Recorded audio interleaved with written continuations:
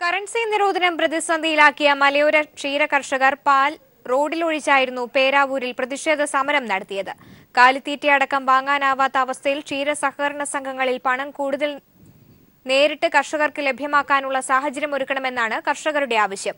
പശുവിനെ അടക്കം സമരരംഗത്തേക്ക് കൊണ്ടുവന്നാണ് ഇവർ പ്രതിഷേധിച്ചത്. കറൻസി നിയന്ത്രണം ക്ഷീരസഹകരണ സംഘങ്ങളെ പ്രതിസന്ധിയിലാക്കിയിരിക്കുകയാണ്. മലയോര മേഖലയിലാണ് ഇതേറെ ദുരിതമുണ്ടാക്കുന്നത്.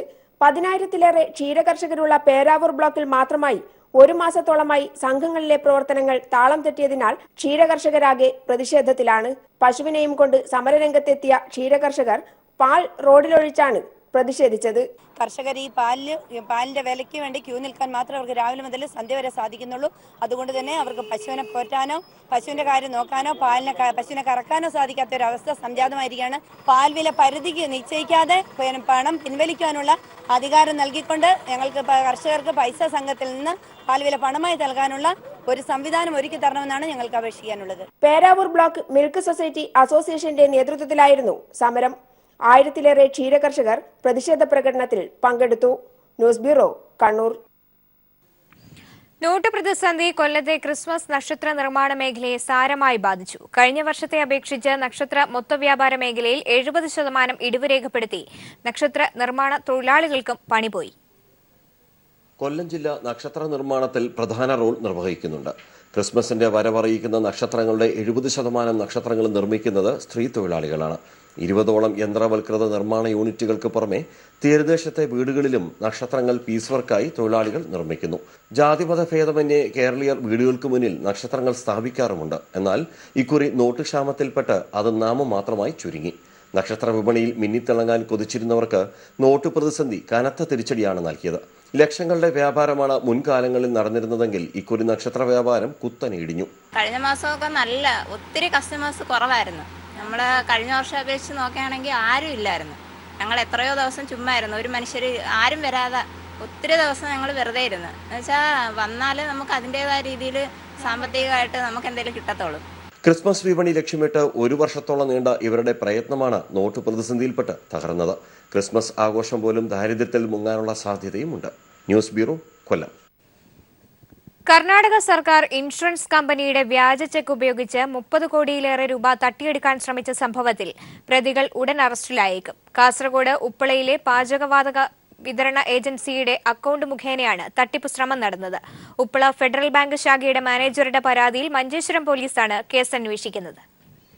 കർണാടക സംസ്ഥാന സർക്കാരിന്റെ ഉടമസ്ഥതയിലുള്ള പൊതുമേഖലാ ഇൻഷുറൻസ് സ്ഥാപനമാണ് കർണാടക ഗവൺമെന്റ് ഇൻഷുറൻസ് ലിമിറ്റഡ്. സർക്കാർ ജീവനക്കാരുടെയും സർക്കാർ വാഹനങ്ങളുടെയും ഇൻഷുറൻസ് സംബന്ധമായ ഇടപാടുകളാണ് ഈ സ്ഥാപനം നടത്തിവരുന്നത്. ഈ സ്ഥാപനത്തിന്റെ ചെക്ക് വ്യാജമായി തയ്യാറാക്കി 30,05,30,000 രൂപ തട്ടിയെടുക്കാനാണ് ശ്രമം നടന്നത്.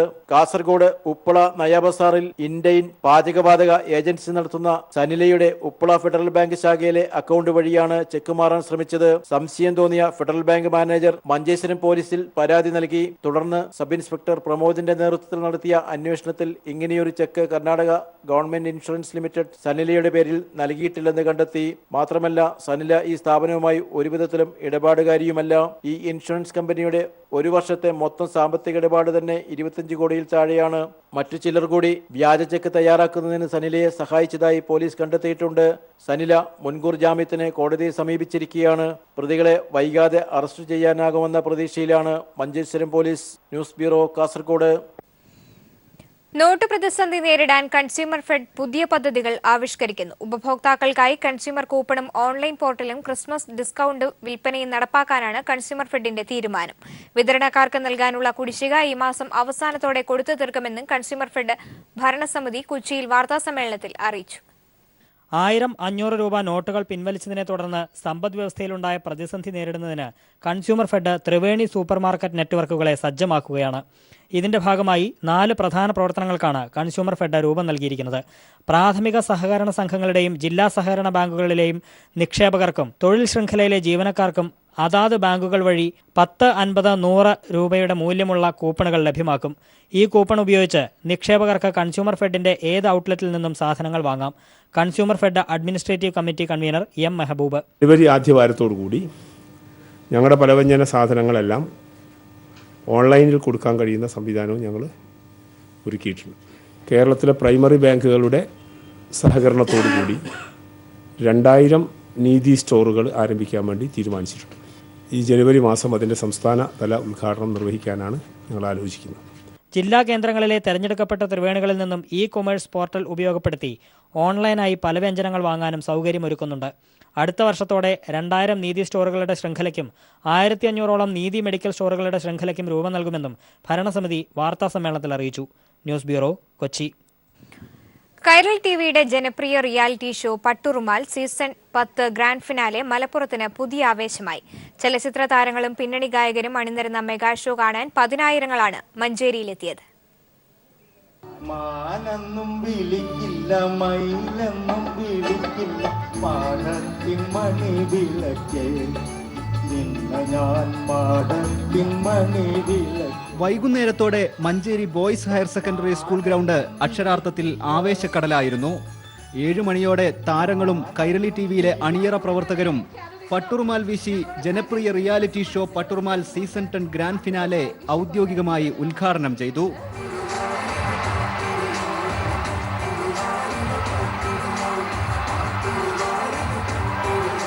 തുടർന്ന് വേദിയിൽ ആവേശം പകർന്ന് ചലച്ചിത്ര താരം മുക്തയും സംഘവും അവതരിപ്പിച്ച നൃത്തം. ഫാത്തിമ ഫിദ, ആതിര വിജയൻ, കീർത്തന, അളക ജയപാൽ, ക്രിസ്റ്റകല, ഗ്രീഷ്മ തുടങ്ങി 6 പേരാണ് അവസാന റൗണ്ടിൽ മാറ്റുരച്ചത്.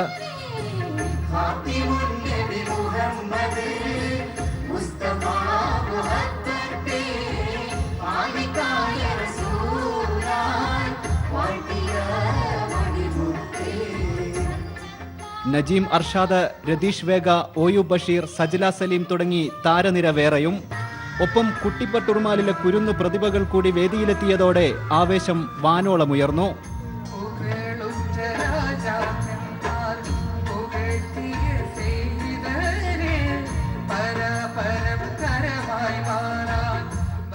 News bureau, Malappuram.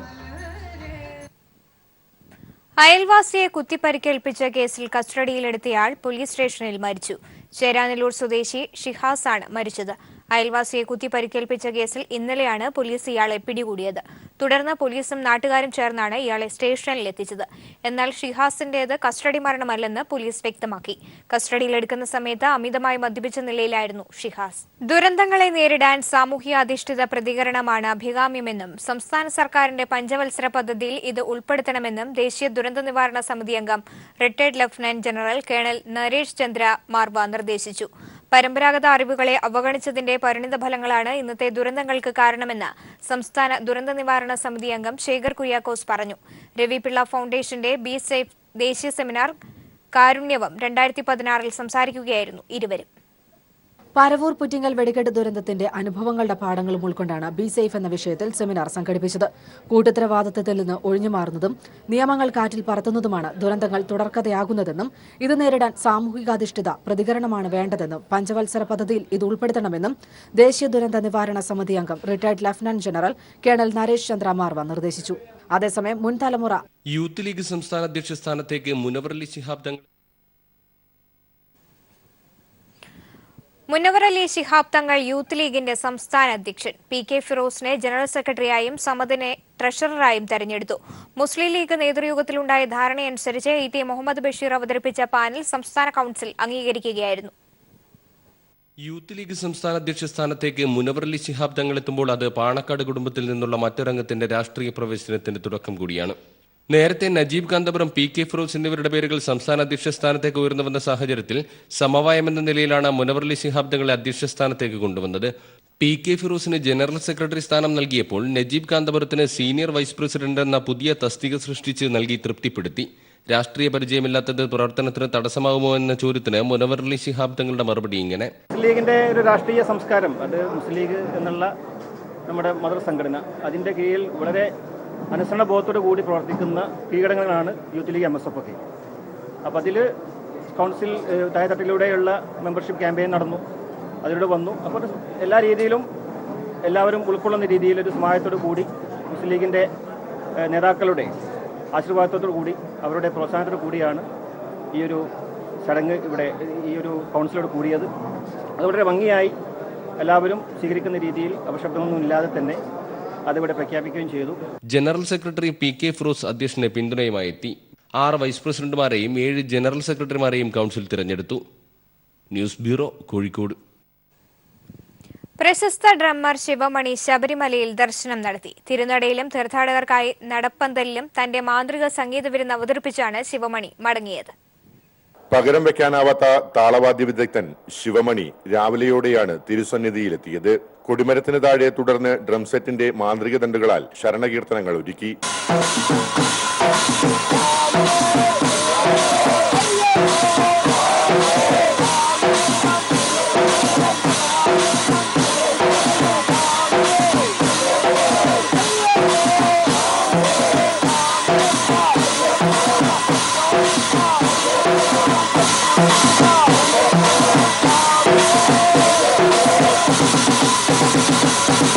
മലകയറ്റത്തെക്കുറിച്ച് ശിവമണിയുടെ വാക്കുകൾ. Really blessed to be in Sabarimala on Sannidhanam.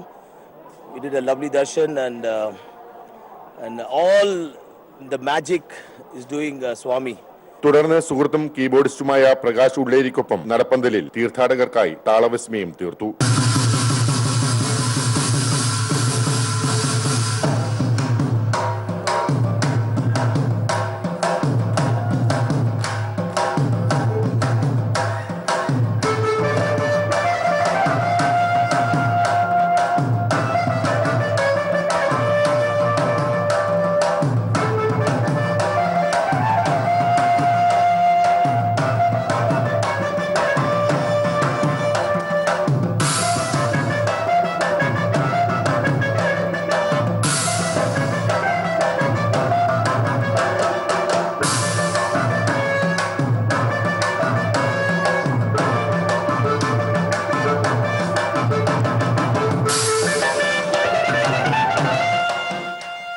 എല്ലാ തവണയും മണ്ഡലകാലത്തിന് മുൻപാണ് ശിവമണിയും കൂട്ടരും ക്ഷേത്ര ദർശനം നടത്തുക. News bureau, Sabarimala.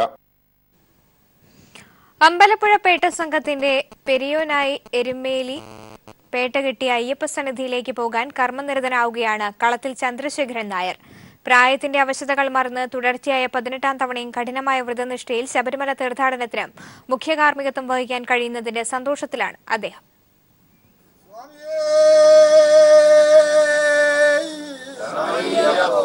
1999 കളത്തിൽ ചന്ദ്രശേഖരൻ നായരെ അയ്യപ്പന്റെ മാതൃസ്ഥാനീയരായ അമ്പലപ്പുഴ സംഘത്തിന്റെ സമൂഹ പെരിയോനായി അവരോധിച്ചത്. 2000 മുതൽ സംഘത്തിന്റെ തീർത്ഥാടന ചടങ്ങുകൾക്ക് മുഖ്യ കാർമ്മികത്വം വഹിച്ചു തുടങ്ങി. തുടർച്ചയായി 18 വർഷം ഒരാൾ സംഘത്തിന്റെ സമൂഹ പെരിയോൻ സ്ഥാനം അലങ്കരിക്കുന്നത് ഇതാദ്യമായാണ്. 300ഓളം തവണയാണ് ഇദ്ദേഹം മല ചവിട്ടിയിരിക്കുന്നത്. സമൂഹ പെരിയോനായി ചുമതലയേറ്റ ശേഷം എല്ലാ മാസവും അയ്യപ്പനെ ദർശിക്കാൻ പോകും. അധ്യാപക വൃത്തിയിൽ നിന്നും വിട പറഞ്ഞ ശേഷം ആധ്യാത്മിക ജീവിതവുമായി മുന്നോട്ടു പോവുകയാണ് ചന്ദ്രശേഖരൻ നായർ. News bureau, Alappuzha. കാഴ്ചയുടെ ഉത്സവത്തിന് നാളെ കൊടിയിറങ്ങും. മികച്ച ചിത്രങ്ങൾ കാണാനുള്ള അവസാനവട്ട ഓട്ടത്തിലാണ് 7ാം ദിനത്തിൽ പ്രതിനിധികൾ. ഒട്ടേറെ മനോഹര ചിത്രങ്ങൾ കണ്ടതിന്റെ സംതൃപ്തിയിലാണ് മറ്റ് പ്രതിനിധികൾ. പല ദേശങ്ങളിൽ നിന്നായി നല്ല സിനിമയെന്ന ഒരേ വികാരവുമായി ഒന്നിച്ച ഡെലിഗേറ്റുകൾ. 7 ദിവസവും മികച്ച സിനിമകൾ കൊണ്ടും വൻ ജനപങ്കാളിത്തം കൊണ്ടും ശ്രദ്ധേയമായ മേള.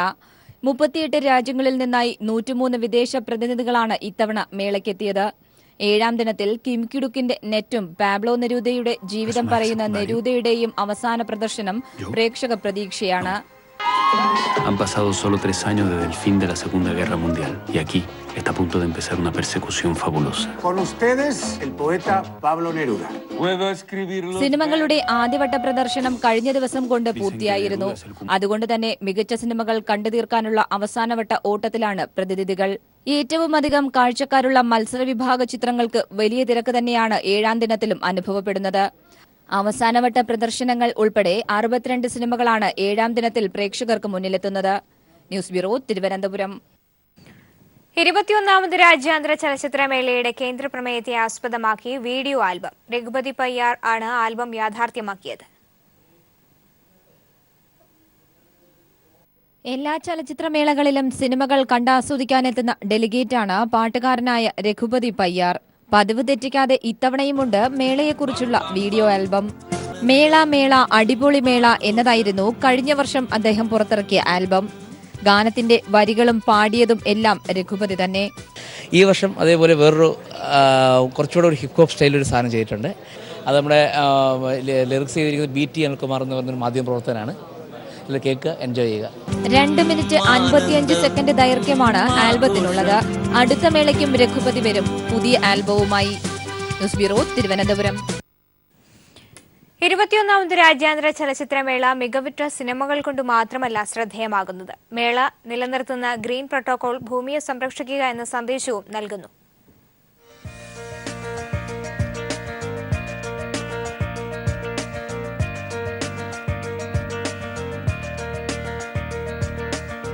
ജീവിതസ്പർശിയാകണം സിനിമയെങ്കിൽ പ്രകൃതി സ്പർശിയാകണം ജീവനുകൾ.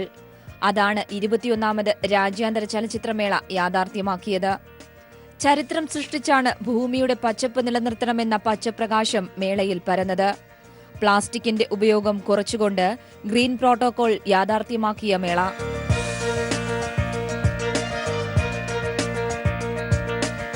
മേളയുടെ ഓരോ വേദിയും പ്രകൃതി സൗഹാർദ്ദപരവും. പ്രധാന വേദിയായ ടാഗോറിലാകട്ടെ അലങ്കാരങ്ങൾ, ആർച്ചുകൾ, ഫെസ്റ്റിവൽ ഓഫീസുകൾ എല്ലാം പ്രകൃതി സൗഹാർദ്ദമായ കയ്യൊപ്പിൽ.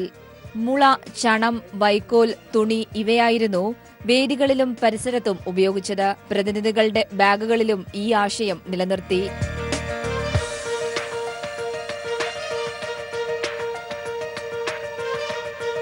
അങ്ങനെ മികവുറ്റ സിനിമകൾക്കൊപ്പം പ്രകൃതി ചൂഷണം തടഞ്ഞ മേള എന്ന പ്രത്യേകതയും.